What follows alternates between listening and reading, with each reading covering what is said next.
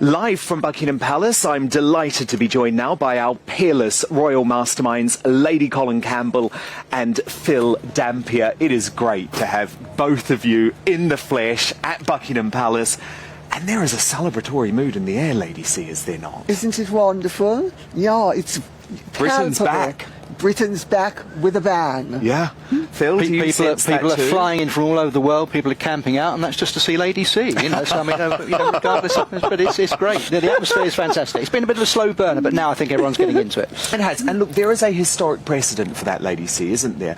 With previous coronations, if you look back the past 100 years, in the weeks before the coronation, the media was saying, oh, there's not that much buzz.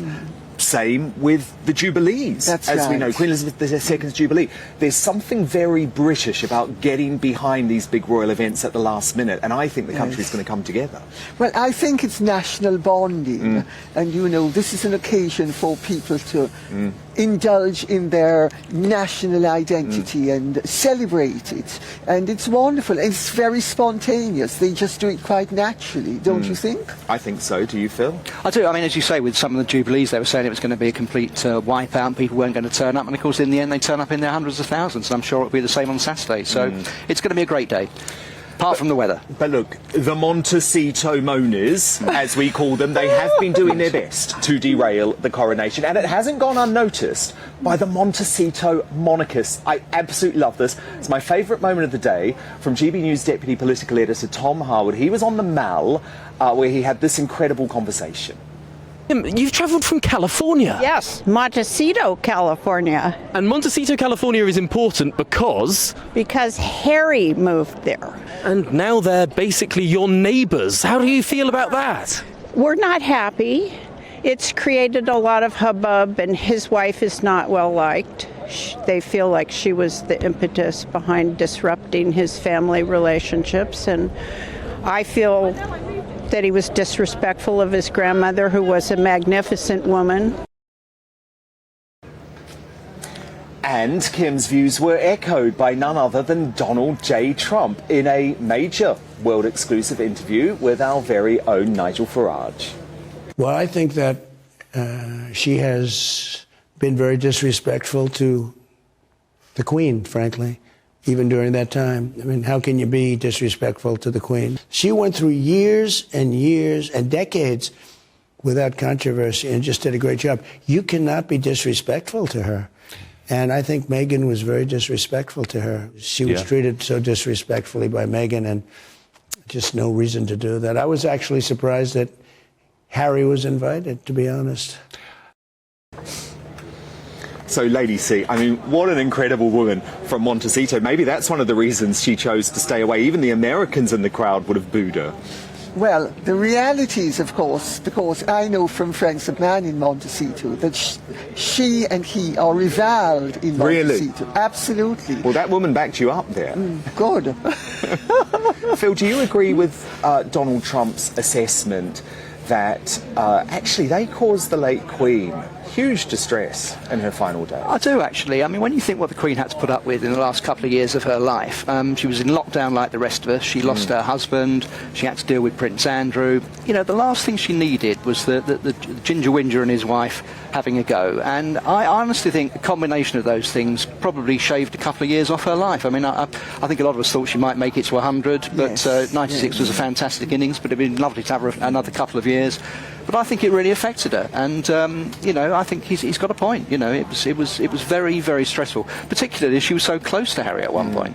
Lady C, the word Trump used was disrespectful. I think you go further than that in terms of Meghan and Harry's treatment of the late Queen and the late Prince Philip. Oh, absolutely. I think not only were they disrespectful, they were abusive, elder abuse. What do you mean by that? Because obviously it wasn't physical abuse, obviously. So would you say psychological trauma? They call it psychological emotional, trauma. spiritual, psychological abuse. You know, elder abuse isn't only physical, it is mistreating somebody. So it goes beyond disrespect. You know, they knew that Prince Philip was dying, and they actually had the unmitigated gall to say that possibly Prince Philip was faking it to prevent their interview, and which they still went ahead with, knowing he was in the hospital. That's right. And we can't forget that. That's right. And look at what happened with the Queen. I mean, their hair, she's asked them to go to Balmoral. They refused to go to Balmoral. They know she's dying. I know she's dying. We all knew she was dying. And they couldn't be bothered. But then, when there was the possibility of a photo op at the time of her death, they want to be there for the photo op. And you know, the Queen loved Harry. And can you imagine how disappointed she was to see that somebody she loved and had nurtured all his life had turned on her in the way he did? I think it's awful. I'm sorry. It's much more than disrespect. It's going to be fascinating to see the reception he gets from the rest of the family, isn't it, on Saturday? Wherever he is. What are you hearing about that Lady C? Because I'm told really the only person who actually even wants to have a conversation with Harry is Charles. All of the other royals want nothing to do with the bloke at the weekend. Well, I'm told that not even Charles is so really eager. Yeah.